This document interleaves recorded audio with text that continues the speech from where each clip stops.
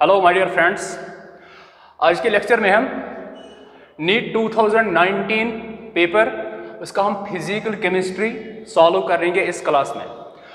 पहला क्वेश्चन जो कि सिंपल क्वेश्चन था, आयनिक इक्विलिब्रियम से था। Conjugate base for Bronsted acids H2O and HFR। Simple question था ये। कंजुगेट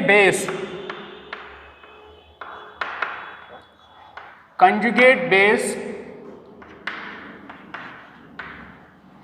में सिंपली आपको क्या करना है, H पॉजिटिव को रिमूव करना होता है। अगर आपको एसिड की कंजुगेट बेस बनानी है, H प्लस वहां से निकाल दो, जो बाकी उसके बाद H पॉजिटिव निकालने के बाद जो स्पीशीज आपके पास बच गई वही है उस एसिड की कंजुगेट बेस। हमारे पास एसिड्स क्या है, नंबर फर्स्ट H2O। अगर मैं इसको H पॉजिटिव रिमूव कर लूं, माइनस H पॉजिटिव निकालो, यहां से क्या बचेगा OH, और पॉजिटिव मैंने निकाला, इसके ऊपर क्या चार्ज आएगा, माइनस। दूसरा एसिड है HF। अगर मैं इसको भी माइनस H पॉजिटिव कर लूं, अब यहां से H पॉजिटिव निकाला, बचा क्या, F पॉजिटिव निकाला, इसके ऊपर कौन सा चार्ज आएगा, माइनस। तो ये है H2O की कंजुगेट बेस है OH नेगेटिव, HF की कंजुगेट बेस है F नेगेटिव। ऑप्शन ढूंढ लो, ये भी नहीं, इसमें भी पॉजिटिव चार्ज है, OH negative and F negative. Option D is the correct option. Question number second, ये है एटॉमिक स्ट्रक्चर से। सिंपल क्वेश्चन है N प्लस L रूल पे, N प्लस L रूल से क्वेश्चन क्या है, 4d 5f 5p 5f and 6p orbitals are arranged in the order of decreasing energy. Decreasing order of energy पे ये orbitals arrange हुए हैं, आपको बतानी है इनमें से राइट ऑप्शन कौन है। आप लोगों को याद होगा N प्लस L रूल, जिस ऑर्बिटल का N प्लस L वैल्यू, ये जो N प्लस L वैल्यू होता है वो डायरेक्टली प्रोपोर्शनल टू एनर्जी। जिसका N प्लस L वैल्यू ज्यादा होगा उसकी एनर्जी ज्यादा। उसके बाद अगर N प्लस L सेम आ गया तो उसके बाद आप डिसीजन लोगे अकॉर्डिंग टू N वैल्यू। जिसका N वैल्यू ज्यादा होगा उसकी एनर्जी भी ज्यादा, जिसका N वैल्यू ज्यादा होगा उसकी एनर्जी भी ज्यादा। अब हमारे पास ऑर्बिटल्स क्या क्या है, 4d 5p 5f and 6p, ये है हमारे पास ऑर्बिटल्स। इससे पहले ये जो न्यूमेरिकल वैल्यू होता है ऑर्बिटल से पहले, इट रिप्रेजेंट्स n वैल्यू, मतलब ये n, ये भी n, ये भी n और ये भी n। अब हम L कहां से लाएंगे, आपने पढ़ा होगा ये चीज आपने पढ़ा होगा। L यहां पे लिख रहा हूं S P D F। S के लिए L की वैल्यू 0 होती है, P के लिए 1, D के लिए 2 एंड F के लिए 3। बस ये अप्लाई कर लो और वैल्यू बताओ, आंसर भी आएगा अपने आप। इसका N plus L value 4 plus 2 6, N plus N value 6, 5 plus 1 इसका भी 6, 5 प्लस 3 8, 6 प्लस 1 7। तो ये आ गए इनके N प्लस L वैल्यूज। तो सबसे ज्यादा N प्लस L वैल्यू इसका है, तो सबसे पहले क्या आएगा, 5p। उसके बाद इसका N प्लस L वैल्यू ज्यादा है, उसके बाद 6p आएगी, 6p। अब यहां से इन दोनों का N plus L value same है। अब डिसीजन किस पे लेंगे, N के वैल्यू पे। N का वैल्यू इसका ज्यादा है तो उसके बाद ये आएगी 5p और सबसे लास्ट पे 4d। तो आंसर बनेगा 5 6 5d, 5 6 5d, 5 6 4d नहीं है, 5 6 5d, 5 6 4 5 4, 5 6 5 4, तो हमारा आंसर बनेगा सीधे ऑप्शन नंबर बी इसका राइट आंसर है। चलो ये रहा क्वेश्चन नंबर 3 सॉलिड स्ट्रेट से। ये भी एक सिंपल क्वेश्चन था। क्वेश्चन क्या है? A compound is formed by cation C. एक है कैटायन सी से और एक कंपाउंड बना हुआ है कैटायन सी से और एनायन ए से। इसमें क्या है? एनायन ने हेक्सागोनल क्लोज पैक्ड लैटिस बनाया। अब बाद में क्या है, जो कैटायन है उसने इतनी परसेंट ऑक्यूपाई की है ऑक्टाहेड्रल वॉइड्स में, और आपसे पूछा गया इस कंपाउंड की फार्मूला क्या हो सकती है। देखो कैटायन, देखो एनायन ने क्या किया? Hexagonal close packed structure. इसका मतलब एनायन का जो है उसका कोऑर्डिनेशन नंबर 6 होगा। हेक्सागोनल का मतलब यही है। अब इसमें क्या है, कैटायन ने 75% ऑक्टाहेड्रल वॉइड्स ऑक्यूपाई की है। मतलब कैटायन ने 75% किसकी की ऑक्यूपाई? 6 की। अब हो गया, सॉल्व कर लो, अपने आप आंसर आएगा। 75 का मतलब ऐसे भी लिख सकते हैं 75/100 × 6 और साथ में है A6।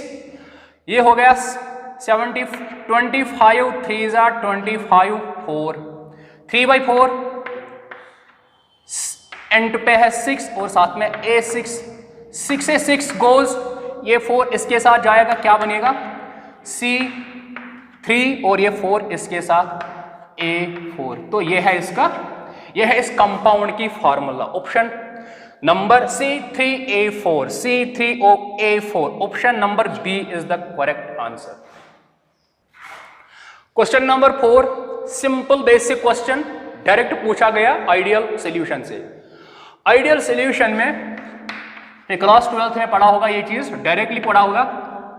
आइडियल सॉल्यूशन के लिए जो डेल्टा V मिक्सिंग होता है वो बराबर 0 के बराबर, इसी तरह डेल्टा H मिक्सिंग भी 0 के बराबर, डेल्टा G मिक्सिंग ये लेस देन 0 होती है, नेगेटिव, डेल्टा S मिक्सिंग ये ग्रेटर देन 0, मतलब इसका वैल्यू पॉजिटिव होता है। ये आइडियल सॉल्यूशन के, इतना ही याद रखो, आंसर बनाओ। डेल्टा V मिक्सिंग, इसने क्या लिखा? Delta V mixing is not equal 0, answer यही नहीं है। Delta G mixing less than 0, इसने लिखा delta G mixing equal to 0, ये भी आंसर नहीं है। तो सीधे आंसर आएगा delta H mixing equal to 0, option number D इसका राइट आंसर। ये रहा आपके पास क्वेश्चन नंबर 5, ये केमिकल काइनेटिक्स का आया हुआ क्वेश्चन। ये भी सिंपल क्वेश्चन है, basic. If the rate constant for a first order reaction is के, हमारे पास एक फर्स्ट ऑर्डर रिएक्शन है, उसका रेट कांस्टेंट के है। आपसे पूछा गया 99% रिएक्शन कंप्लीट होने के लिए इसको कितना टाइम लगेगा। अगर आपको याद होगा, देखो फर्स्ट ऑर्डर रिएक्शन के लिए इंटीग्रेटेड रेट एक्सप्रेशन T किसके बराबर होती है? 2.303/K log A0/AT। A0 का मतलब कंसंट्रेशन एट टाइम 0, AT का मतलब कंसंट्रेशन एट टाइम T। देखो हमें पूछा गया 99% रिएक्शन कंप्लीट होने में कितना टाइम लगेगा, इसका मतलब T99 निकालना है।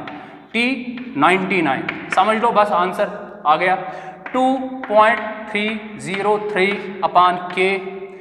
यहां देखो लॉग चीज यहां पे करनी है A0। अगर मैं इनिशियली मान रहा हूं कंसंट्रेशन 100, ये कितनी होगी? 99%, मतलब 100 - 99, तो इसकी कितनी वैल्यू होगी? 99% रिएक्शन कंप्लीट जब होगी, इसका मतलब इसका वैल्यू होगा 100 में से 99 माइनस करना है, इसका वैल्यू आएगा 1। तो वो हुआ बराबर, यहां पे कर लेंगे T99 किसके बराबर? 2.303। ऑप्शन में हर एक पे अपान पे K है, डिवाइड में K, डिवाइड में K, डिवाइड में K, डिवाइड में K, मतलब यहां पे K को रखना ही है ऐसे ही। अब ये हो गया log 100, इसको लिख सकते हैं log 10⁻², वही हुआ 100। बेस यहां पे यूजुअली 10 होती है। अब ये आ गया 2.303/K, ये आ गया log m पावर n, किसके बराबर? n log m, ये आएगा n आगे उसके बाद बचा क्या यहाँ पे log 10, log 10 किसके बराबर 1 के बराबर, सिंपल। अब मल्टीप्लाई करो 2 3 6 2 0 0 2 3 6 पॉइंट, उसके बाद 2 2 4 नीचे क्या है k, तो ये है इसका वैल्यू 4.606 बाई के, सीधे ऑप्शन ये 4.606 बाई के इसका करेक्ट ऑप्शन 6, 4.606 बाई के, 4 log 10 किसके बराबर 1 के बराबर। इसका जो राइट आंसर है सीधे ऑप्शन नंबर डी इसका करेक्ट ऑप्शन 4.606 बाई के। सिंपल क्वेश्चन था ये भी। चलो ये है एक सिंपल और basic question, the mixture that forms maximum boiling azeotrope is. अगर ये क्वेश्चन देखोगे ना, ये सीधे कॉपी पेस्ट है एनसीईआरटी से, एनसीईआरटी से सीधे लाइन उठा दी, चेक कर लेना एनसीईआरटी, ये लाइन सीधे वहां पे लिखी हुई है, एग्जाम्पल भी दी है। मैक्सिमम बॉइलिंग एजियोट्रॉप वो होते हैं जो लार्ज नेगेटिव डेविएशन शो करते किससे, फ्रॉम रॉल्ट्स लॉ से। वो एक ही ऑप्शन है यहाँ पे वाटर एंड नाइट्रिक एसिड, इसकी सीधे इसका आंसर आएगा ऑप्शन नंबर डी। अब एनसीईआरटी चेक कर लो, कॉपी पेस्ट है ये, सीधा लाइन यहीं पे लिखी है और आंसर भी वहां पे, ये ऑप्शन वहां पे एग्जाम्पल के तौर पे लिखी हुई है, वाटर प्लस नाइट्रिक एसिड। तो इसका राइट आंसर है ऑप्शन नंबर बी। चलो ये क्वेश्चन नंबर 9, ये भी एक सिंपल बेसिक क्वेश्चन है, रेडॉक्स रिएक्शन से है, क्लास 11th का। इसमें क्या है, आपसे पूछा गया ट्राइब्रोमो ऑक्टा ऑक्साइड का करेक्ट स्ट्रक्चर क्या है। स्ट्रक्चर वो ज्यादा स्टेबल होता है जिसमें चार्ज नहीं होता है, मतलब अनचार्जड स्ट्रक्चर जो होता है वो ज्यादा स्टेबल होता है। बस यही फंडा अप्लाई कर लो, uncharged structure is more stable than charged structure, यही फंडा हमेशा याद रखो, uncharged structure is more stable than charged structure. अब ऑप्शन देखो, first one charged, second structure वो भी चार्जड, थर्ड स्ट्रक्चर वो भी चार्जड, फाइनली लास्ट स्ट्रक्चर जो है यहाँ पे इसमें कहीं पे चार्ज है ही नहीं। तो इसका राइट आंसर क्या आएगा, सीधे ऑप्शन नंबर डी इसका करेक्ट आंसर। और एक basic question, question number 8 chemical bonding से, ये भी सिंपल क्वेश्चन है। इससे पहले क्वेश्चन नंबर 7 तक वो भी सिंपल थे, ये भी सिंपल ही है, मतलब नीट 2019 का जो पेपर था वो सबसे इजी था। क्वेश्चन क्या है, आइडेंटिफाई द इनकरेक्ट स्टेटमेंट हमें फाइंड करना है इनमें से PCl5 के रिलेटेड। देखो PCl5 जो है, PCl5 इसकी ज्योमेट्री होती है TBP, ट्राइगोनल बाइपिरामिडल। ऐसे ये मान लेते हैं यहाँ पे PCl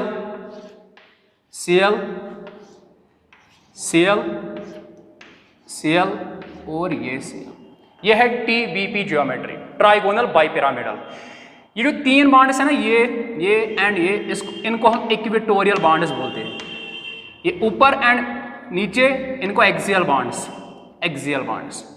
PCl के रिलेटेड इंफॉर्मेशन ये है, जो यहाँ पे है ना प्लेन में, ये प्लेन में होते हैं, ऐसे प्लेन में आपस में इनका एंगल होता है ये 120 डिग्री। अब ये प्लेन है तो इसका एंगल इसके साथ कितना होगा, 90 डिग्री। जो एक्सियल 2 है, ये Cl और ये Cl अबव एंड बिलो होती है, इनका एंगल कितना होगा 180, तो ये वाला एंगल कितना होगा 180। अब और एक चीज, जो ये इक्वेटोरियल बॉन्ड्स होते हैं जो प्लेन में है वो शॉर्ट होते हैं। एक्सियल बॉन्ड्स जो होते हैं ये this bond and this bond longer होती है। लॉन्गर क्यों होती है, इसका रीजन ये है, इक्वेटोरियल बॉन्ड्स इनको रिपल करते हैं, मतलब इक्वेटोरियल ऐसे प्लेन में जो ऊपर बॉन्ड है इसको रिपल करते हैं, इसकी लेंथ इंक्रीज होती है। मतलब axial bonds are longer than equatorial bonds. ये इसके रिलेटेड इंफॉर्मेशन। अब हमें इनकरेक्ट स्टेटमेंट फाइंड करना है। First option, 2 axial PCl bonds makes an angle of 180 degree, वो मैंने लिखा है यहाँ पे 180 डिग्री, तो ये तो सही है। हमें इनकरेक्ट फाइंड करना है। Axial PCl bonds are longer than equatorial PCl bonds. वही मैंने अभी बोला था, एक्सियल बॉन्ड्स क्या होती है, लॉन्गर देन इक्वेटोरियल बॉन्ड्स, मतलब ये भी सही। उसके बाद PCl5 molecule is non reactive. Non reactive, non reactive का मतलब इस स्टेटमेंट के अकॉर्डिंग ये रिएक्ट नहीं करना चाहिए, बट ये जो PCl5 है ये रिएक्टिव मॉलिक्यूल है। इसका रीजन क्या है, अभी मैंने बोला था ये बॉन्ड वीकर है, जब लॉन्गर बॉन्ड वीकर होता है ये बॉन्ड भी वीकर। अगर आप इस PCl5 मॉलिक्यूल को थोड़ा बहुत हीट कर लोगे ना, ये बॉन्ड भी ब्रेक होगा, ये बॉन्ड भी ब्रेक होगा। मतलब बॉन्ड ब्रेक को क्या बोलते हैं, रिएक्शन करना। तो ये कन्वर्ट होता है इसमें PCl3 में प्लस Cl2। थोड़ा बहुत हीट कर लो, एक्सियल बॉन्ड्स ब्रेक होते हैं और ये कन्वर्ट होता है PCl3 फास्फोरस ट्राइक्लोराइड और क्लोरीन गैस एवॉल्व होता है। तो ये रिएक्टिव है। इसने क्या बताया, नॉन रिएक्टिव। इसका मतलब ये रिएक्टिव नहीं है, बट रियलिटी में ये रिएक्टिव है। तो हमें इनकरेक्ट स्टेटमेंट फाइंड करना था, यही तो इसका आंसर आएगा। अब ऑप्शन नंबर डी पे जाना ही नहीं है, फिर भी जाते हैं।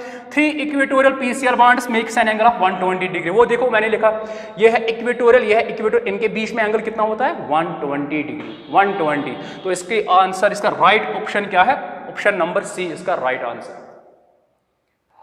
और एक simple question, question number 9 chemical kinetics से सिंपल क्वेश्चन ये भी है, ये N2 + 3H2 gives twice NH3। इसकी डिफरेंशियल फॉर्म हम लिखेंगे। डिफरेंशियल फॉर्म है ऐसे, rate of change of concentration with respect to time, d N2/dt। उसके बाद ये रिएक्टेंट के केस में हम माइनस साइन लगाते हैं ऐसे। अगर स्टीशियोमेट्रिक कोएफिशिएंट है उसको डिवाइड में लेते हैं, यहाँ पे 1 है, 1 डिवाइड कर लो, उससे कोई चीज नहीं आएगी। इक्वल इसके रेस्पेक्ट में क्या रेट आएगी,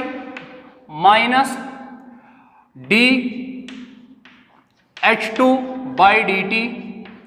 स्टीशियोमेट्रिक कोएफिशिएंट 3 वो डिवाइड में जाएगा ऐसे, 1/3 इक्वल। प्रोडक्ट के केस में हम प्लस साइन लेते हैं ऐसे, dNH3/dt। स्टीशियोमेट्रिक कोएफिशिएंट डिवाइड में जाएगा 1/2। बस ये इसके डिफरेंशियल फॉर्म। इनको इसको रिलेट कर लो ऑप्शन के साथ, आंसर बताइए। देखो option number first -d/dt N2 वो सही है, -d/dt N2 इतना तो सही है, equal to twice d/dt।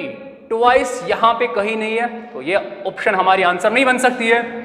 Second option -d/dt N2 -d/N2/dt यहां सही है। आगे इक्वल टू प्लस, यहां पे प्लस है, प्लस 1/2 d/dt/NH3। हाँ वो है +1/2 dNH3/dt। तो इसकी सीधे आंसर ये आएगा, ऑप्शन नंबर बी इसका right option. Question number 10 thermodynamics का एक और सिंपल क्वेश्चन है। अंडर आइसोथर्मल कंडीशंस, आइसोथर्मल का मतलब टेम्परेचर कांस्टेंट, इस टेम्परेचर पे एक गैस एक्सपैंड हो रहा है फ्रॉम 0.1, एक्सपैंड का मतलब वॉल्यूम का इंक्रीज होना, 0.1 से 0.25 उसका वॉल्यूम इंक्रीज हो रहा है against a constant external pressure, मतलब बाहर का जो प्रेशर है वो कांस्टेंट है 2 बार। आपसे पूछा गया work done by the gases, gas ने कितनी काम की है। ये भी सिंपल है। आइसोथर्मल कंडीशन में वर्क डन वो बराबर होती है अगेंस्ट, अगर एक्सटर्नल प्रेशर कांस्टेंट है तब वर्क डन बराबर होती है -P external delta V, -P external delta V। -P external दिया हुआ है बाहर का प्रेशर 2 बार, 2 इंटू डेल्टा V का मतलब V final -V initial, -2 into V final, final volume ये रहा 0.25 माइनस इनिशियल वॉल्यूम 0.1 -2 0.25 में से 0.10 काटो आएगा 0.15, ये आएगा 2 इंटू 0.15 सीधे 15 इंटू 2 आएगा 30, मतलब माइनस 0.30 आएगा। अब ऑप्शन देखो, ऑप्शन में 30 जूल वो नहीं है। अब यहां पे इसका यूनिट आएगा, प्रेशर का यूनिट बार, इसका यूनिट आएगा बार, इस वर्क का। डेल्टा वी मतलब वॉल्यूम है लीटर में, बार लीटर। अब ऑप्शन में आंसर है जूल्स में, तो आंसर गिवन भी है कुछ, इसने गिवन दिया, गिवन है यहां पे 1 लीटर बार किसके बराबर, 100 जूल के बराबर। 1 लीटर, सॉरी यहां पे जूल है, 1 लीटर बार 100 जूल। तो इसको सीधे मल्टीप्लाई करेंगे 1000 माइनस 0.3 इंटू 100, वो गिवन है 1 लीटर बार 100 जूल के बराबर। तो ये आएगा माइनस, ऐसे लिखेंगे माइनस 3/10 इंटू पे 100 है, सॉरी 100, एक से एक खत्म, तो आएगा 3 इंटू 10 30, साथ में माइनस 30 जूल। तो माइनस 30 जूल इसका वर्क डन। तो option number minus 30 joule, option number B is right answer. और एक क्वेश्चन नंबर 11, ये भी एक सिंपल क्वेश्चन ही है, आयनिक इक्विलिब्रियम से है। हमारे पास एक सैचुरेटेड सॉल्यूशन है कैल्शियम हाइड्रोक्साइड का, जिसका pH 9 है। हमसे पूछा गया इसका सॉल्युबिलिटी प्रोडक्ट KSP बताइए क्या हो सकता है। देखो अगर इसका pH, सॉल्यूशन में यहां पे लिख रहा हूं, अगर इसका pH इसके बराबर है 9 मतलब इसकी H positive ion concentration, H positive ion concentration किसके बराबर होगी, 10 टू द पावर -9। यही ना मतलब pH का, pH 9, H positive ion concentration 10 to the power -9। अब आप लोगों को याद होगा H positive ion concentration into OH negative ion concentration, इनका प्रोडक्ट किसके बराबर होता है, 10 टू द पावर -14। ये इसको बोलते हैं हम आयनिक प्रोडक्ट भी बोलते हैं। अब H positive 10 to the power -9, यहां से मैं OH नेगेटिव आयन कंसंट्रेशन निकाल सकता हूं, किसके बराबर आएगी, 10 टू द पावर -14।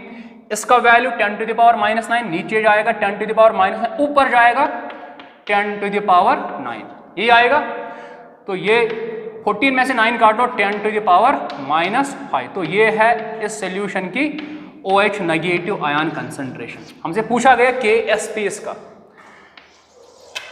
और उसके बाद CaOH होल 2,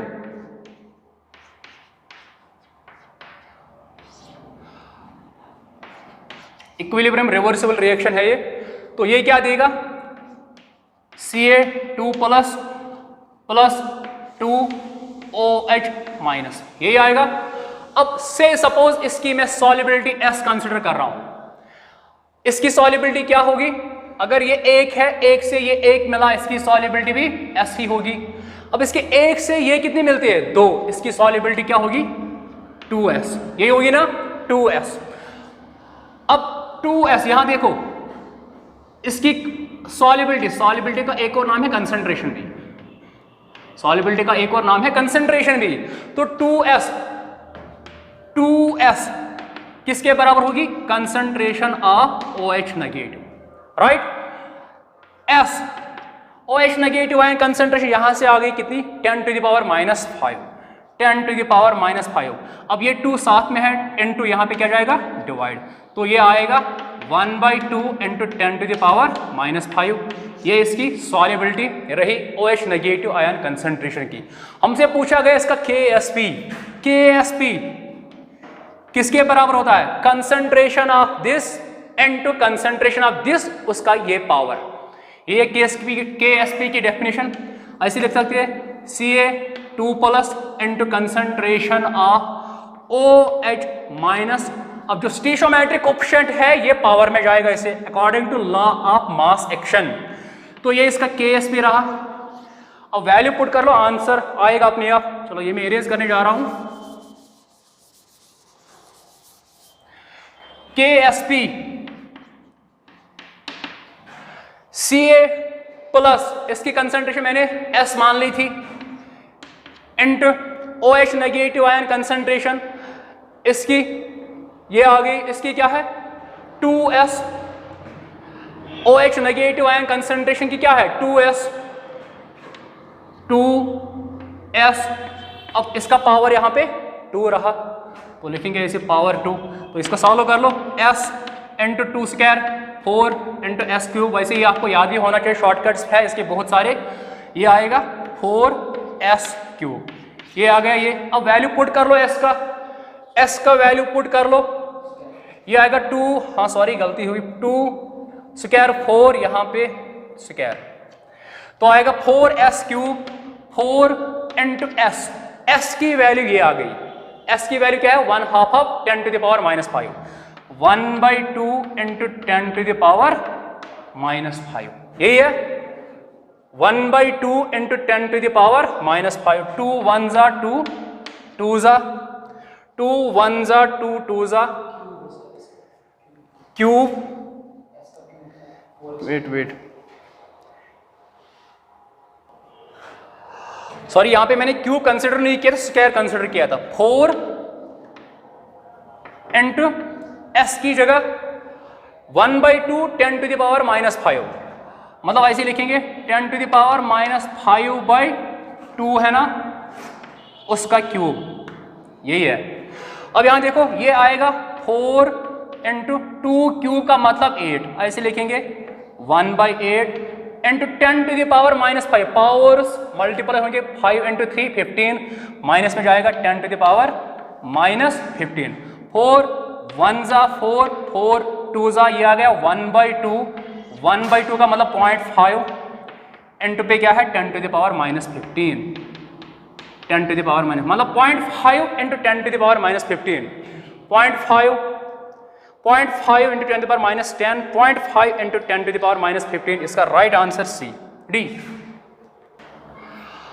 और एक सिंपल क्वेश्चन नंबर 12 जो बेसिक कंसेप्ट से है, सिंपल मोल कंसेप्ट से हमसे पूछा गया इस क्वेश्चन में, number of moles of hydrogen molecules, the number of moles of hydrogen molecules required to produce 20 moles of ammonia, आपको 20 मोल्स ऑफ अमोनिया बनाने हैं, उसके लिए हाइड्रोजन के कितने मोल्स लगेंगे। सिंपल क्वेश्चन, अमोनिया बनाने के लिए हैबर्स प्रोसेस आप लोगों को याद ही होगी, ऐसे N2 + 3H2, ये रिवर्सिबल रिएक्शन होती है, गिव्स ट्वाइस NH3। यहां देखो बात किस किस की हो रही है, हाइड्रोजन की और अमोनिया की, इसको गोली मारो रहने दो।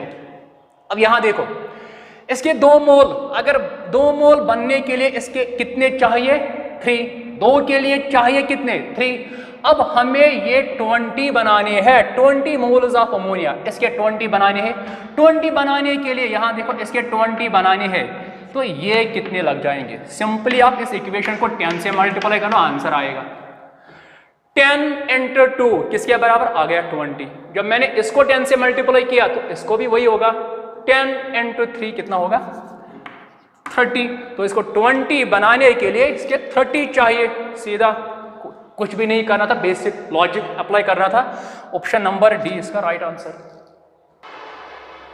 चलो बेटा और एक सिंपल क्वेश्चन नंबर 13, ये अच्छा क्वेश्चन है, ये आया हुआ है ये स्टेट्स ऑफ मैटर से, अच्छा क्वेश्चन है ये। क्वेश्चन क्या है, गैस एट 350 केल्विन एंड 50 इस टेम्परेचर और इस प्रेशर पे उसका जो मोलर वॉल्यूम है वो 20% कम है किससे, आइडियल गैस वॉल्यूम से, than that for an ideal gas, मतलब इसका जो वॉल्यूम है वो कम है आइडियल वॉल्यूम से, तो कंडीशन यहां से यही है। अब इससे और इससे मतलब नहीं है, सीधी बात यहां से ये आ रही है, उसका जो वॉल्यूम है वो कम है किसी आइडियल गैस वॉल्यूम से, तो लिख सकते हैं ना ऐसे V ideal greater than V real, लिख सकते हैं ऐसे। क्यों, वही से पूछा है 20% smaller than that for an ideal gas, ideal gas का वॉल्यूम, इसका वॉल्यूम इससे 20% कम है। अब आप लोगों को याद होगा कंप्रेसिबिलिटी फैक्टर Z किसके बराबर होता है, V real by V ideal, आपने पढ़ा होगा, V real by V ideal पढ़ा होगा आपने ये चीज। V रियल का मतलब जो एक्चुअल में वॉल्यूम है, मेजर्ड वॉल्यूम, V आइडियल का मतलब कैलकुलेटेड वॉल्यूम, थ्योरेटिकल वॉल्यूम। अब यहां देखो V आइडियल ज्यादा है, V रियल कम, मतलब ये ज्यादा ये कम। अगर सपोज कर लेते हैं इसका वैल्यू है 10, इसका वैल्यू कितना होगा 10 से ज्यादा, मान लेते हैं 12, 10/12 मतलब Z की वैल्यू क्या आएगी हमेशा लेस देन 1। तो Z यहां से ये चीज कंफर्म हुआ, Z लेस देन 1। एक आंसर आ गया। अब देखते हैं किसमें Z लेस देन 1 है। Z लेस देन 1 इसमें भी है, मतलब ये ऑप्शन गई, ये आंसर नहीं हो सकती है। ये ऑप्शन भी ग्रेटर देन 1, ये भी गया। अब 50-50 चांसेस A एंड D में फाइंड करना है। अब यहां पे देखो रिपल्सिव फोर्सेस डोमिनेट, इसमें अट्रैक्टिव फोर्सेस डोमिनेट, यही है इस क्वेश्चन की ब्यूटी। अब देखो आगे, इतना क्लियर। Z लेस देन 1, अब यहां देखो फिर से V real less than V ideal, यहां से वो होगा कंफर्म कौन सा फोर्स डोमिनेंट होगा। V रियल का मतलब एक्चुअल वॉल्यूम, मेजर्ड वॉल्यूम, वो कम है किससे, आप एक्सपेक्ट कर रहे थे उसका वॉल्यूम 10 लीटर है, बट रियलिटी में जब आपने देखा वो 10 से कम। अगर वो 10 से कम है इसका मतलब गैस कंप्रेस हुआ। गैस को क्या हुआ, गैस कंप्रेस हुआ, गैस की कंप्रेशन हुई है। वही तो है, मतलब रियल वॉल्यूम कम, थ्योरेटिकल वॉल्यूम ज्यादा। आप एक्सपेक्ट कर रहे थे 10 लीटर आने चाहिए, बट रियलिटी में 10 से कम, तो मतलब वॉल्यूम डिक्रीज हुआ। अगर वॉल्यूम डिक्रीज का मतलब गैस का कंप्रेशन होना, गैस कंप्रेस होना, तो अट्रैक्टिव फोर्सेस डोमिनेट होंगे। क्या होंगे, अट्रैक्टिव फोर्सेस डोमिनेट होंगे। अब आंसर आ गया क्या क्या, एक तो Z लेस देन 1, दूसरा attractive forces dominate. Z less than 1, attractive forces dominate, तो इसका आंसर बन सकता है, इसका राइट आंसर है ऑप्शन नंबर डी। चलो बेटा, और एक क्वेश्चन नंबर 14 जो है केमिकल बॉन्डिंग से, ये वेस्पर थ्योरी का एज सच डायरेक्ट क्वेश्चन है, वेस्पर थ्योरी की एप्लीकेशन पे। वेस्पर थ्योरी रिगार्डिंग शेप्स के बारे में थी। वहीं से आपके पास ये 4 स्पीशीज है, इनको कॉलम ए में रखा गया, कॉलम बी में इनकी शेप्स रखेगा और आपको मैच करना है नीचे क्या है कोड्स। देखो ये इतना लेंथी क्वेश्चन है, इस टाइप के क्वेश्चन आप सॉल्व कैसे करोगे। चलो ये मैं ले रहा हूँ एक्स, एक ऑप्शन में उठा रहा हूँ XeF4, इसकी मैं शेप लिख रहा हूँ XeF4। आपने पढ़ा होगा वेस्पर थ्योरी में XeF4 की शेप ये होती है, ज़ीनॉन के लास्ट सेल में 8 इलेक्ट्रॉन 1 2 3 4 गए और बचे कितने 2। ये तो एज लोन पेयर रहेंगे ऐसे अबव एंड बिलो, बट उनको हमें कंसिडर नहीं करना है शेप में, हम जियोमेट्री, क्योंकि ये जो 4 है कॉलम एंड सेकंड में वो शेप्स है, जियोमेट्री नहीं है। शेप्स में हम ओनली बॉन्ड पेयर्स कंसिडर करते हैं, ना कि लोन पेयर्स। जियोमेट्री में both bond pairs as well as lone pairs. तो इनको काट लो ऐसे, इनका कोई मतलब नहीं है। तो ये क्या आ गई स्क्वायर प्लेनर, क्या आ गई XeF4 की क्या जियोमेट्री है, स्क्वायर प्लेनर। तो मतलब जो ए है, ए का क्या आएगा स्क्वायर प्लेनर सेकंड, मतलब यहां पे लिख रहा हूं मैं ए को क्या आएगा सेकंड, राइट। उसके बाद अब दूसरे को उठाएंगे,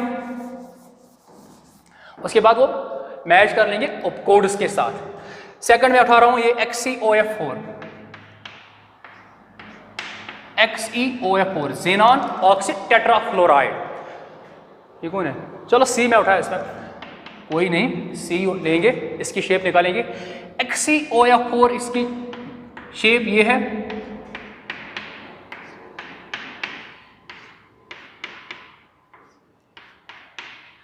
यहां पे डबल बॉन्ड, ज़ीनॉन के फिर से लास्ट सेल में 8 इलेक्ट्रॉन 1 2 3 4 5 6 गए, एक आएगा एज लोन पेयर, बट हमें इसकी शेप बतानी है।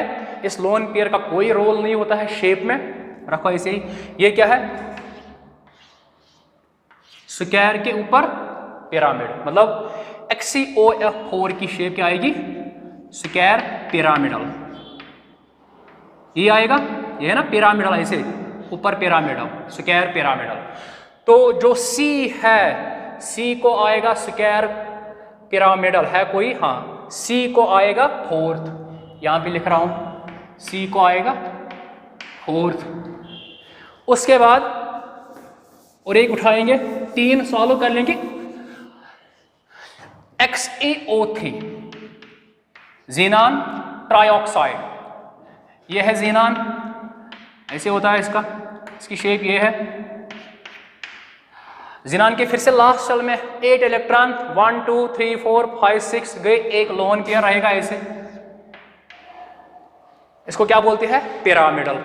तो XeO3 की क्या शेप है, पिरामिडल, पिरामिडल। तो मतलब जो फोर्थ है उसको आएगा पिरामिडल फर्स्ट, तो फोर्थ डी को आएगा, डी को आएगा फर्स्ट। अब बचा क्या, बी, बी को क्या आएगा, फर्स्ट भी आ गया, सेकंड भी आ गया, फोर्थ भी आ गया, बी को आएगा थर्ड, ये है ना। तो मतलब आंसर क्या बनेगा, ए को सेकंड, ए सेकंड, मतलब ऐसे second fourth first third, second fourth first third, second second, ये सी है, यहां पे बी लिखेंगे अब, बी को आएगा थर्ड, सी को क्या आया था, बी को आया, बी को आ गया सेकंड, बी ऐसे लिखेंगे, ये लिखा है, देखो ए को आया था, ए को आया था सेकंड, बी को आ गया, बी आ रहा है थर्ड, सी, सी का क्या आया था, सी था, सी क्या है, XeOF4, इसकी आगे, इसका आ गया था फोर्थ, फोर्थ, और जो बचा डी, डी का क्या आया था, डी है XeO3, उसका आया था पिरामिडल, तो इसका फर्स्ट, तो क्या बनेगा, second third fourth first, second third fourth first, second, देख लीजिए ये किससे मैच हो रहा है, सेकंड थर्ड फोर्थ फर्स्ट, ये तो है इसकी ऑप्शन नंबर 1, ऑप्शन नंबर 1 इसका राइट आंसर। हाँ चलो बेटा, क्वेश्चन नंबर 15, ये अच्छा क्वेश्चन है, इलेक्ट्रोकेमिस्ट्री से पूछा गया है। क्या क्वेश्चन है, एक हमारे पास सेल रिएक्शन है जिसमें एक इलेक्ट्रॉन ट्रांसफर हो रहा है, उसका E0 सेल दिया हुआ है 0.59 वोल्ट 298 केल्विन पे। अब हमसे पूछा गया इसका इक्विलिब्रियम कांस्टेंट, सेल रिएक्शन का इक्विलिब्रियम कांस्टेंट इसका क्या है, और गिवन ये रहा 2.303 RT/F किसके बराबर, 0.059 वोल्ट 298 केल्विन पे। देखो हमारे पास एक डायरेक्ट इक्वेशन है जो हम डेराइव भी करते हैं, नॉर्नेस्ट इक्वेशन, ई सेल ये बराबर होती है E0 cell minus 2.303 RT/NF log Q, ये नॉर्नेस्ट इक्वेशन है। Q का मतलब concentration of product upon concentration of reactant, यही है इसका मतलब। अब देखो एट इक्विलिब्रियम कंडीशन ये है, इक्विलिब्रियम कांस्टेंट निकालना है एट इक्विलिब्रियम, इक्विलिब्रियम पे क्या होता है, ई सेल बराबर होता है 0, ये आपने पढ़ा होगा। ई सेल इक्विलिब्रियम पे ई सेल किसके बराबर, 0 के बराबर।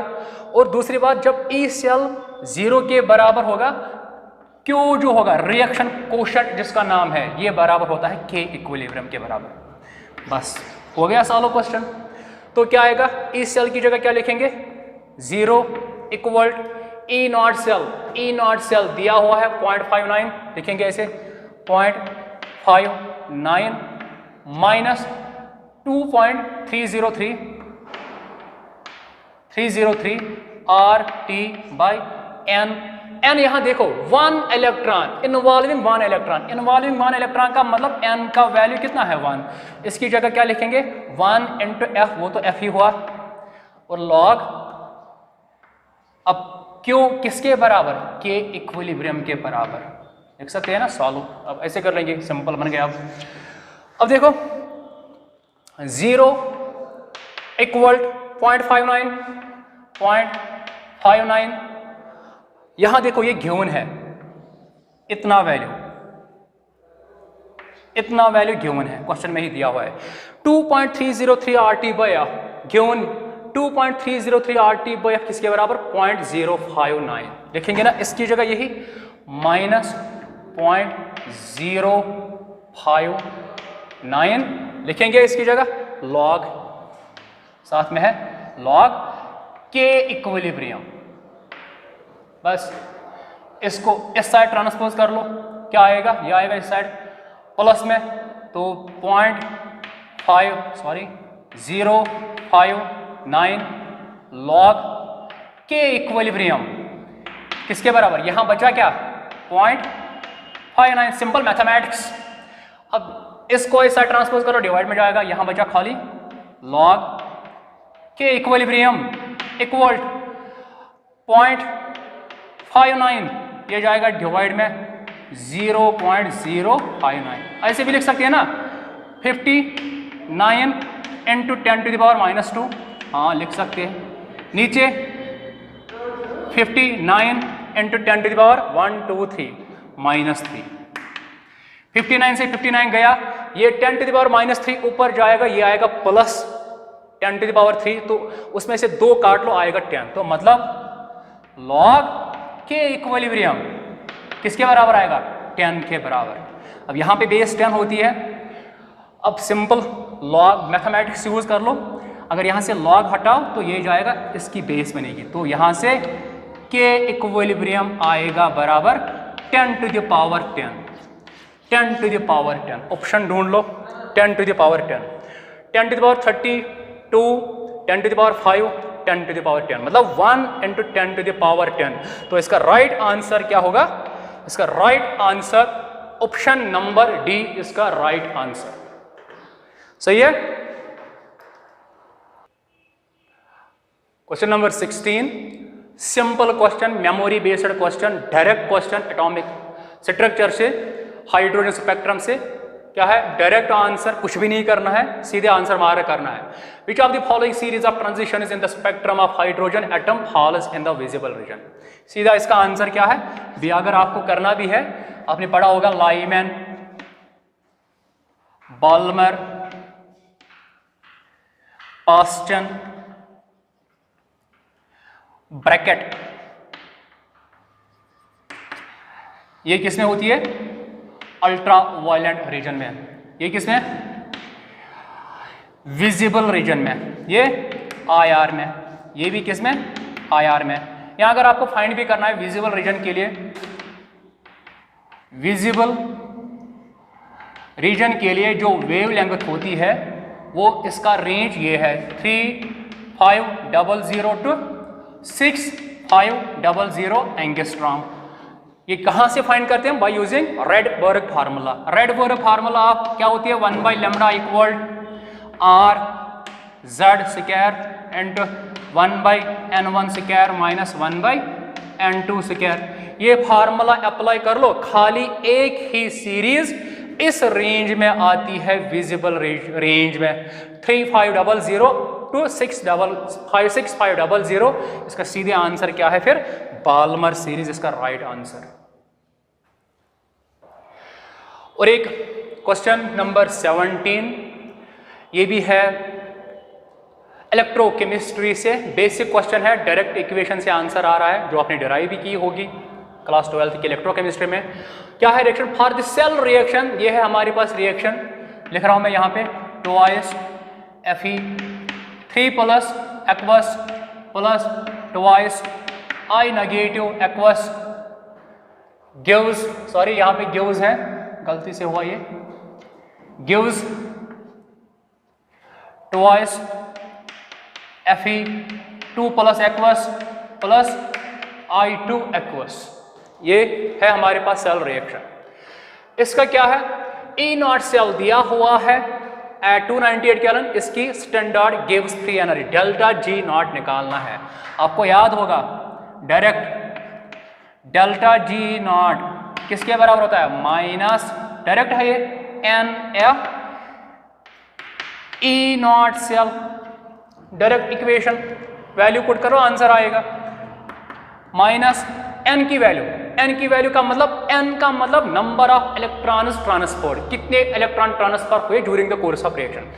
यहां देखो ओवरऑल चार्ज 2, एक पे चार्ज +3, 2 पे कितना होगा, मतलब ओवरऑल चार्ज यहाँ पे +6।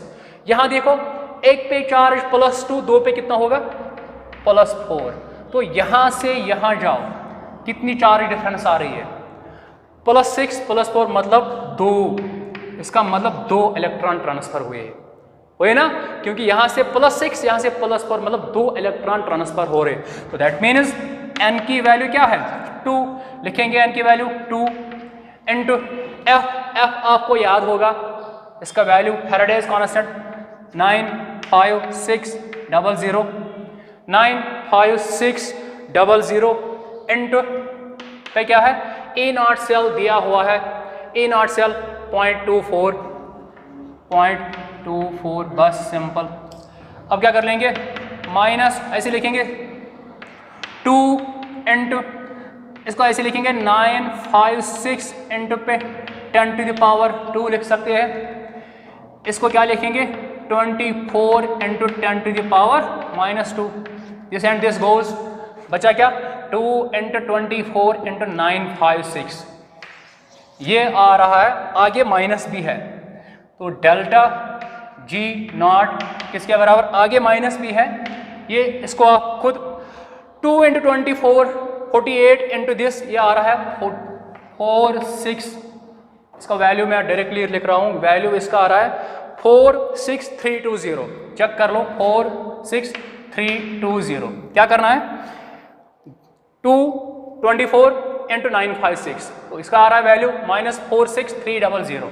अब देखो ये आ गया डेल्टा G का वैल्यू, बट ये जो वैल्यू आ गया, ये आ गया जूल पर मोल में, जूल पर मोल में। बट हमारी जो ऑप्शंस है किलो जूल पर मोल, किलो जूल पर मोल, सारे ऑप्शंस किलो जूल पर मोल, मतलब माइनस तो कन्फर्म है, इसका मतलब ये ऑप्शन गई क्योंकि ये प्लस में है, और ये ऑप्शन भी गई। अब ये 2 है, अब वहां पे क्या है? 46 किलो जूल पर मोल में है। अब यहाँ पे क्या कर लेंगे? अगर मुझे जूल पर मोल को कन्वर्ट करना है किलो जूल पर मोल में, तो डिवाइड 1000 46320 अपान पे क्या आएगा? 1000, तभी आएगा ये किलो जूल पर मोल। 1 2 3 ये आएगा -46.3 किलो जूल पर मोल। तो इसका राइट ऑप्शन है option number B, right answer. चलो बेटा और एक क्वेश्चन नंबर 18 केमिकल बॉन्डिंग से मॉलिक्यूलर ऑर्बिटल थ्योरी से क्वेश्चन आया, काफी अच्छा क्वेश्चन है ये। इसमें क्या बताना है? Which of the following diatomic molecular species, आपके पास ये डायटोमिक मॉलिक्यूलर स्पीशीज है, इनमें से बताना है किसमें पाई बॉन्ड्स है अकॉर्डिंग टू MOT। काफी अच्छा क्वेश्चन है ये। देखो शॉर्टकट याद रख लो,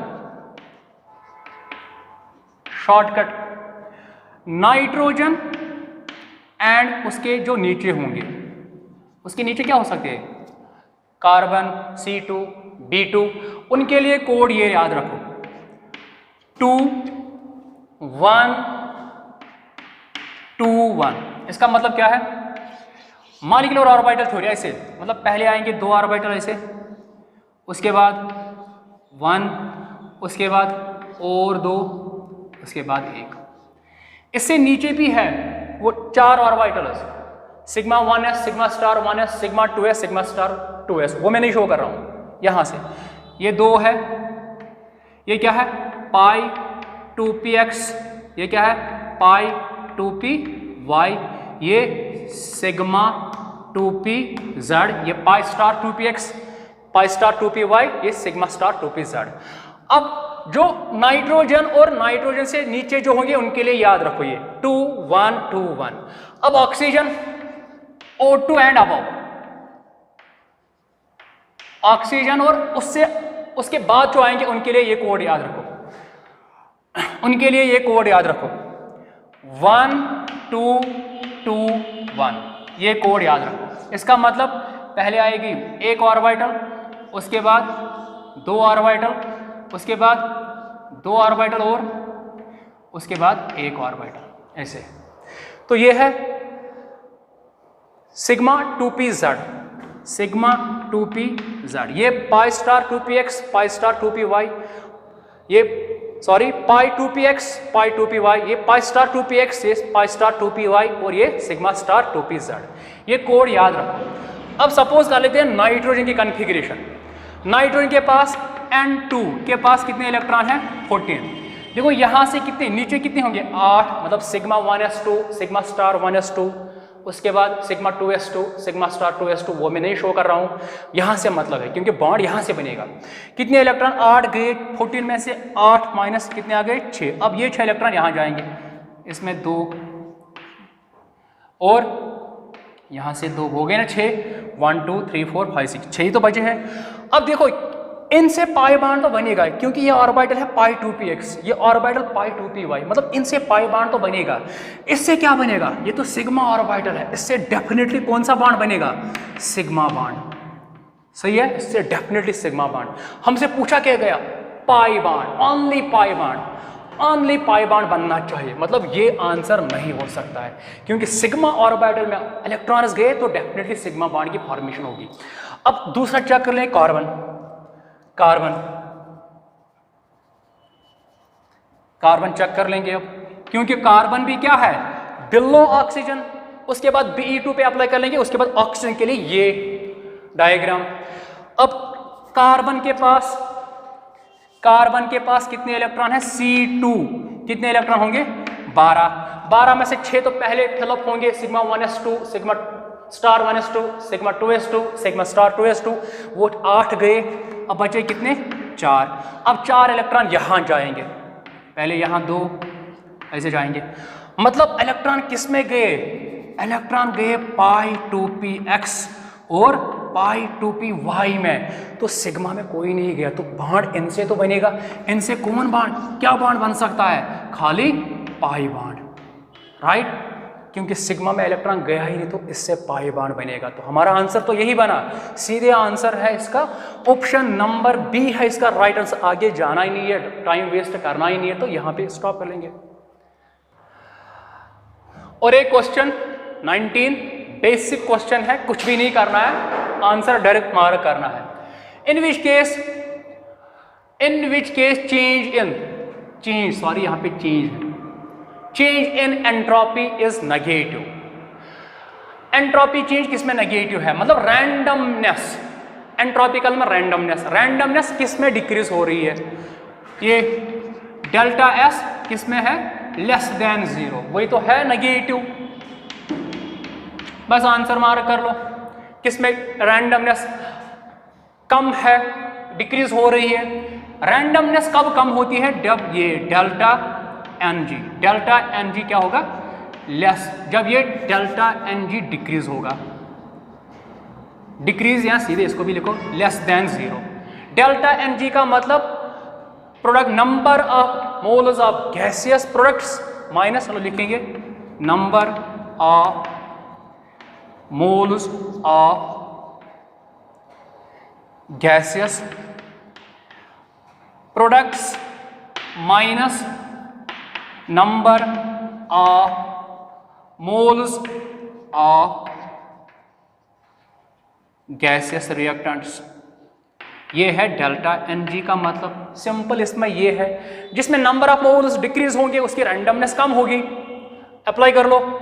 यहां देखो, यहां पे कितने मोल्स है? 2 मोल, यहां पे 1 ही मोल है, 1 मोल, तो सीधे हुआ ना 2 - 1। तो क्या यहां से यहां जाने में नंबर ऑफ मोल्स डिक्रीज हो रहे हैं? अब डेल्टा एन जी चेक कर लो, डेल्टा एन जी इसका कितना आएगा? फाइनल मोल्स कितने हैं? Number of moles of gaseous products वो कितने हैं? 1 - 2, ये कितना होगा? -1। अगर डेल्टा एन जी इसका लेस देन 0 है तो इसकी एंट्रोपी पी क्या होगी? लेस देन, मतलब नेगेटिव आएगी। तो सीधे आंसर इसका यही है। और भी चेक क्रॉस चेक करें, इवापोरेशन ऑफ वाटर। इवापोरेशन में क्या हो रही है? रैंडमनेस बढ़ रही है, इंक्रीज हो रही है। एक्सपेंशन ऑफ गैस ऐसे था, अब एक्सपेंड किया, फैल गया, इतना वॉल्यूम इंक्रीज हुआ, रैंडमनेस बढ़ गई। सब्लिमेशन में भी तो रैंडमनेस बढ़ रही है, तो इसका सीधे आंसर ऑप्शन नंबर ए। हाँ चलिए बेटा, और एक इजी क्वेश्चन एटॉमिक स्ट्रक्चर से बोहर्स मॉडल के अकॉर्डिंग है। पूछा क्या गया? Total energy of an electron in an atom in an orbit. एक इलेक्ट्रॉन की ऑर्बिट में टोटल एनर्जी दी हुई है माइनस, यहां पे लिख रहा हूं, दिया हुआ है टोटल एनर्जी कितनी है? -3.4 इलेक्ट्रॉन वोल्ट। ये इलेक्ट्रॉन की टोटल एनर्जी है ऑर्बिट में।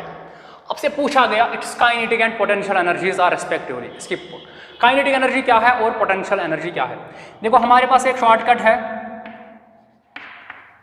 शॉर्टकट क्या है, जो काइनेटिक एनर्जी होती है किसी भी ऑर्बिट में काइनेटिक एनर्जी बराबर होती है माइनस टोटल एनर्जी। अब देखो kinetic energy minus total energy, खुद वो कितनी है माइनस 3.4, ये कितना आएगा minus minus plus 3.4 electron volt, ये उसकी काइनेटिक एनर्जी। अब एक शॉर्टकट और है पोटेंशियल एनर्जी के लिए, ये first. Second shortcut potential energy जो होती है इलेक्ट्रॉन की वो बराबर होती है 2 times total energy. 2 times total energy, value put कर लो, 2 इंटू टोटल एनर्जी का value minus 3.4 minus 3.4 plus minus 4 to ज़ा 8 3 टू ज़ा 6, तो ये आ गई उसकी पोटेंशियल एनर्जी। अब वैल्यू देखो प्लस 3.4 माइनस 6.8, माइनस ये हमारी प्लस है गलत, प्लस 3.4 हाँ है, दूसरा क्या गया माइनस 6.8, इसका right answer option number second. Easy question था। चलो बेटा क्वेश्चन नंबर 21 आयनिक इक्विलिब्रियम से ये क्वेश्चन है, बफर से। क्या है क्वेश्चन, सीधे आप शॉर्टकट से भी आप इसको सॉल्व कर सकते हो। Which will make basic buffer. Basic buffer क्या होता है, basic buffer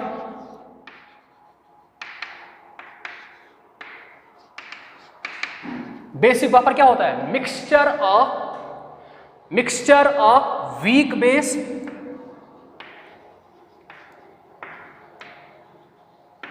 plus salt of strong acid.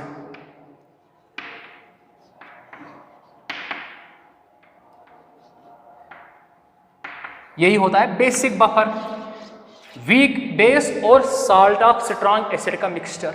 अब देखो कहां पे वीक बेस होगी, ऑप्शन नंबर 1 देखो, इसमें बेस क्या है NaOH स्ट्रॉन्ग बेस, मतलब ये तो नहीं बन सकता आंसर। सेकंड ऑप्शन में बेस NaOH, वो भी स्ट्रॉन्ग बेस, ये भी आंसर नहीं बन सकता है। थर्ड ऑप्शन में NaOH फिर से सोडियम हाइड्रोक्साइड बेस, मतलब ये भी आंसर नहीं बन सकता है। अब लास्ट एक ही ऑप्शन बची है, वही तो आंसर हो सकता है। आंसर तो यही हो सकता है। क्या है उसमें बेस, उसमें बेस ये है NH4OH, NH अमोनियम हाइड्रोक्साइड, ये बाय नेचर वीक बेस होती है, तो इसको आप शॉर्टकट से भी डायरेक्टली मार्क कर सकते हो, ऑप्शन नंबर डी। चलो मैं मैथमेटिकली आपको दिखा रहा हूं, इसी ऑप्शन पे आप जाएंगे, मैथमेटिकली भी यही प्रूव होगा। डी ऑप्शन हमारे पास क्या है HCl, तो ये चीज मैं इरेज कर रहा हूं, यहां पे सॉल्व करें। बट ये याद रखो बेसिक बफर क्या होता है, वीक बेस, और उस मिक्सचर में एक तो वीक बेस प्रेजेंट होनी चाहिए, दूसरा उसमें स्ट्रॉन्ग एसिड का साल्ट होना चाहिए, ये याद रखना है इस कंडीशन को। ऑप्शन डी पे जाओ, वहां पे क्या है HCl प्लस उसको मैं रिएक्ट करवाने जा रहा हूं किसके साथ, NH4OH। समझ लेना NH4OH ये क्या देगा, NH4Cl प्लस वाटर, वो छोड़ दो, चलो लिखते हैं वाटर। अगर मेरे ये एक मीडियम है, इस मीडियम में ये और ये है, फाइनली रहना क्या चाहिए, अगर इसको बेसिक बफर बनना है फाइनली ये भी प्रेजेंट होनी चाहिए, क्योंकि ये वीक बेस है। और ये देखो साल्ट ऑफ स्ट्रॉन्ग एसिड, क्योंकि इसका जो Cl है, Cl कहां से आया, स्ट्रॉन्ग एसिड से, तो ये है strong salt of strong salt. मतलब अगर आपके फाइनल मिक्सचर में ये दो बच गए तो आपका वो बेसिक बफर बन जाएगा। चलो मैथमेटिकली शो कर लेते हैं, इसको वेरीफाई कर लेंगे क्या यही दो बचेगी कि नहीं। हमारे पास HCl की मोलैरिटी कितनी है 0.1, HCl की बात कर लेंगे। HCl इसकी मोलैरिटी है 0.1 मोलर, और इसका वॉल्यूम कितना है, वॉल्यूम उसका दिया हुआ है 100 ml, लिखेंगे ऐसे 100 ml, सही है ना। अब आपको याद होगा सॉल्यूशन में आपने कंसंट्रेशन टर्म्स पढ़े होंगे, वहां पे आपने मोलैरिटी पढ़ी होगी। मोलैरिटी किसके बराबर होती है? Number of moles upon volume in litre, है ना? Number of moles in upon पे वॉल्यूम इन लीटर। मोलैरिटी, अब यहाँ से आप नंबर ऑफ मोल्स, चलो और एक point, number of moles molarity किसके बराबर आएगी? Number of moles upon volume, यहाँ पे दिया हुआ है ml में, अगर मुझे इसको लीटर में कन्वर्ट करना है तो डिवाइड पे 1000 जाएगा, वो इसके साथ मल्टीपल जाएगा इनटू पे 1000, नीचे बचा v, वो किस में? ml। तो आप यहाँ से नंबर ऑफ मोल्स फाइंड कर लो। नंबर ऑफ मोल्स किसके बराबर आएगा? m इनटू v किस में? ml अपॉन ये 1000 जाएगा इस साइड में डिवाइड में। तो इस एक्सप्रेशन से आप नंबर ऑफ मोल्स निकाल सकते हो। चलो HCl के मोल्स कैलकुलेट करेंगे। HCl के moles, number of moles of HCl क्या आएंगे? m, उसकी मोलैरिटी क्या है? 0.1। 0.1 को मैं लिख सकता हूँ 1 into 10 to the power -1, obviously लिख सकते हैं, into v in ml। v in ml कितना है? इसको लिख सकते हैं 10 टू द पावर 2, वही हुआ 100। नीचे क्या है? नीचे का 1000 अपना, इसको लिख सकते हैं 10 टू द पावर 3 लिख सकते हैं ना। तो ये आएगा 10 में से 1 गया, ये 2 में से 1 गया, ये बचा 10 टू द पावर 1, ऊपर क्या जाएगा? ये 10 टू द पावर -3। अब ये बचा 10 पावर -3 में से 1 काट लो, ये आएगा 10 पावर -2। इसका मतलब 1 डिवाइडेड बाई 100, वो क्या आएगा? 0.01। तो number of moles of HCl कितने आ गए? इसके मोल्स कितने आ गए? 0.01। तो इसकी नीचे में लिखूंगा ये वैल्यू 0.01, ये इसके मोल्स आ गए। अब इसी तरह मैं NH4OH के नंबर ऑफ मोल्स निकाल सकता हूं। सेम एप्लीकेशन कर लेंगे, सेम प्रोसीजर यूज कर लेंगे, उसके मोल्स में फाइंड कर सकता हूं। देख लेते उसकी मोलैरिटी क्या है, यहाँ पे है NH4OH की मोलैरिटी क्या है? 0.1। फिर से वही, उसकी मोलैरिटी 0.1 मोलर, और उसका वॉल्यूम कितना है? 200 ml। तो यहाँ पे क्या कर लेंगे? 200। फिर से वही मोलैरिटी किसके बराबर? नंबर ऑफ मोल्स अपॉन पे लीटर। तो यहाँ से नंबर ऑफ मोल्स किसके बराबर है? m into v in ml upon पे 1000। तो यहाँ से हम number of moles of NH4 ammonium hydroxide निकाल सकते हैं। किसके बराबर? m, मोलैरिटी, उसकी मोलैरिटी 0.1 को मैं लिख सकता हूँ। फिर से वही 1 into 10 to the power -1 into v in ml। v कितना है? 200 को मैं ऐसे लिख सकता हूँ 2 इंटू 10 टू पावर 2 का मतलब 100 इंटू 200, नीचे 1000, तो इसका ऐसे लिखेंगे 10 टू द पावर 3। देखो 2 में से 1 गया, ऊपर 2 भी है, इंटू पे आएगा 10 टू पावर 1, और ये जाएगा 10 टू द पावर -3। मतलब 2 इंटू 3 में से 1 गया 10 टू पावर -2, तो 2/100 वो किसके बराबर? 0.02। तो ये आपके सामने आ गए number of moles of ammonium hydroxide. इसके नीचे में लिख रहा हूं इसके मोल्स। कंसेप्ट यहां पे इंपॉर्टेंट अप्लाई होने वाला है। देखो इसके मोल्स कितने आ गए? 0.02। अब देखो स्टार्टिंग में मैंने इसके इतने मोल्स रखे हैं और इसके इतने मोल्स, तो क्या इस रिएक्शन में ये कंप्लीटली कंज्यूम होगा? क्योंकि इसकी क्वांटिटी हुई है ना, since number of moles of HCl is less than, क्योंकि ये इसका वैल्यू ये है, number of moles of NH4OH।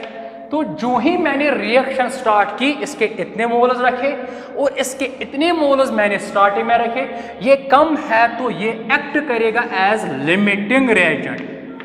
Famous concept. Limiting reagent का क्या मतलब है?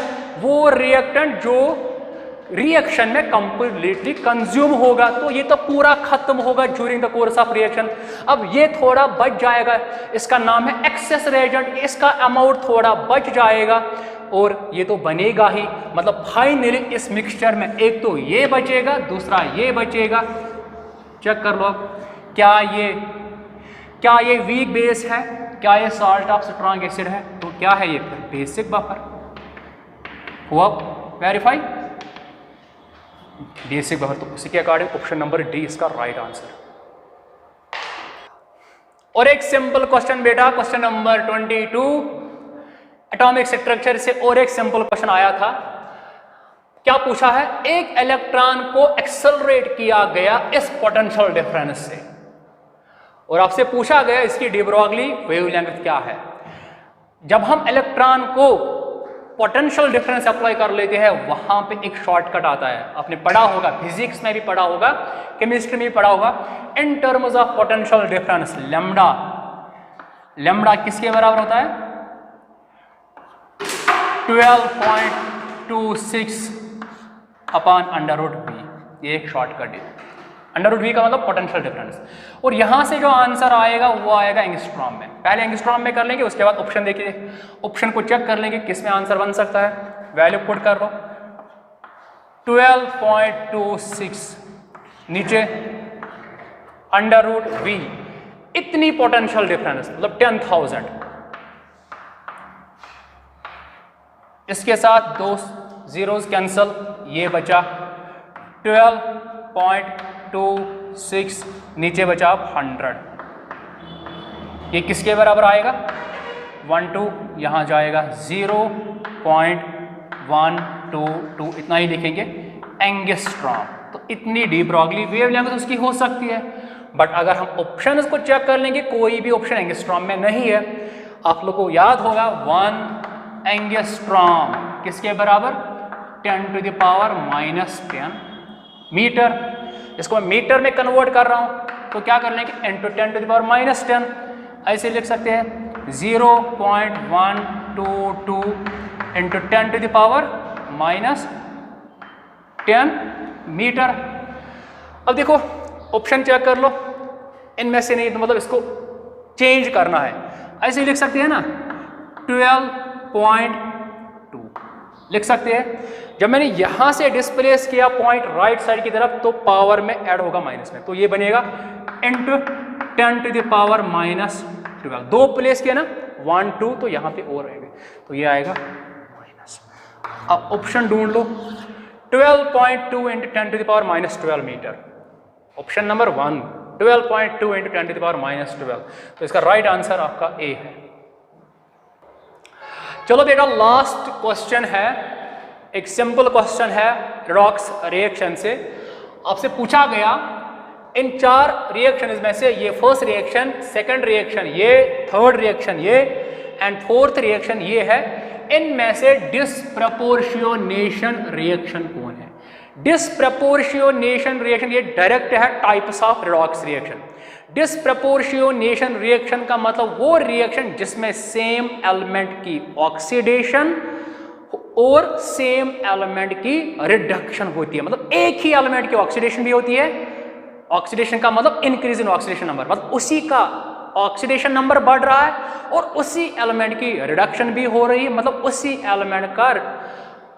एलिमेंट का ऑक्सीडेशन नंबर भी डिक्रीज हो रहा है। जिसमें सेम एलिमेंट का ऑक्सीडेशन नंबर इंक्रीज होगा और उसी सेम एलिमेंट का ऑक्सीडेशन नंबर डिक्रीज होगा, उसी को बोलते हैं डिसप्रपोर्शियोनेशन रेडॉक्स रिएक्शन। चलो चेक कर लेते हैं इसमें। देखो यहाँ पे कॉपर का चार्ज +1 मतलब ऑक्सीडेशन नंबर +1, यहाँ देखो +2। सिंपली यहाँ से यहाँ जाओ, क्या हुआ? +1 से गया +2, इंक्रीज हुआ, तो ये ऑक्सीडेशन मतलब कॉपर की ऑक्सीडेशन हो गई। अब यहाँ पे क्या है? 0, मतलब यहां से यहां जाओ, प्लस से गए 0, तो ये क्या हुआ? डिक्रीज ऑक्सीडेशन नंबर, उसका मतलब ये रिडक्शन। तो क्या कॉपर एलिमेंट की ऑक्सीडेशन और रिडक्शन हो रही है, तो मतलब ये है डिसप्रपोर्शियोनेशन रेडॉक्स रिएक्शन। उसके बाद सेकंड, यहाँ पे देखो आपने वो फार्मूला देखी होगी, फार्मूला से निकालना ऑक्सीडेशन नंबर। इसका मैं सपोज कर रहा हूं x, ऑक्सीजन पे कितना है? 1 का -2, 2 4 का कितना होगा? -8। वो किसके बराबर होता है? चार्ज ऑफ आयन, वो बराबर -2। तो मतलब x किसके बराबर? 8 में से 2 गए, 8 में से 2 गए, आएगा +6। मतलब इस पे चार्ज कितना है? +6। सही है, +6। अब देखो प्रोडक्ट साइड में Mn पे क्या चार्ज है, यहां पे फाइंड कर लो। x 1 पे -2, 4 पे -8 किसके बराबर? -1। ये जाएगा इधर तो x आएगा किसके बराबर? x आएगा +7 के बराबर। ये ना +7 आएगा, तो इसका मतलब यहां पे चार्ज इसका +7। अब यहां देखो इसमें MnO2 में इसका चार्ज, इसका x मान लो, इसके ऊपर -2, 2 पे -2, तो उस साइड ट्रांसपोज कर लो, ये होगा +4। अब चेक कर लो, चेक कर लो, देखो Mn यहां से यहां तक क्या हो रहा है? +6 से गया +7, मतलब इंक्रीज हुआ ऑक्सीडेशन नंबर, मतलब ऑक्सीडेशन हो रही है मैग्नीज की। अब यहां से यहां जाओ, क्या हो रहा है यहां पे? +6 से गया +4, मतलब डिक्रीज हुआ। डिक्रीज का मतलब रिडक्शन। तो सेम एलिमेंट की ऑक्सीडेशन भी हो रही है और उसी एलिमेंट की रिडक्शन भी हो रही है, मतलब ये भी है डिस्प्रपोर्शनेशन रिडॉक्सिडेशन। अब इसमें देखो मैग्नीज का ऑक्सीडेशन नंबर यहां पे KMnO4 में होता है +7। चेक कर लो, आप खुद देख लो, +7। यहां पे देखो इसका 8 में से 2 काट लो, कितना होगा? +6। यहां देखो यहां पे कितना है? ये 4 है, खाली +4 आएगा यहां पे। अब देखो +7 से ये क्या हुआ? +6, तो रिडक्शन डिक्रीज हुआ। अब यहां देखो +7 से +6 डिक्रीज हुआ, रिडक्शन। यहां देखो +7 से +4, मतलब ये भी डिक्रीज, ये भी रिडक्शन ही है। तो मतलब ये जो है ये डिस्प्रपोर्शनेशन रिडॉक्स रिएक्शन नहीं है, क्योंकि एक एलिमेंट की रिडक्शन हो रही है, ना कि दोनों नहीं हो रही है। अब यहां पे चेक कर लो, Mn का यहाँ पे ऑक्सीजन नंबर 8 में से 1 काट लो, ये आएगा 7। अब फार्मूला से चेक कर लो, +7। यहाँ पे देखो उसका 2, यहाँ पे है इसका +4। ये है जो आयन होता है, उसका जो चार्ज होता है वो उसकी ऑक्सीडेशन नंबर के बराबर +2। अब देखो यहाँ से यहाँ जाओ, क्या हो रहा है? +7 से +4 डिक्रीज है ना, तो ये है रिडक्शन, मतलब इसकी रिडक्शन इसमें हो रही है। तो ये भी डिस्प्रपोर्शनेशन रिडॉक्स रिएक्शन नहीं है। तो फर्स्ट एंड सेकंड कहाँ पे हो, किस ऑप्शन में है? ये रहे इसके 4 ऑप्शंस, फर्स्ट फोर्थ नहीं है, ये बी ऑप्शन यहाँ पे फर्स्ट सेकंड, मतलब इसका right answer option number B. तो इस तरह से हमने नीट 2019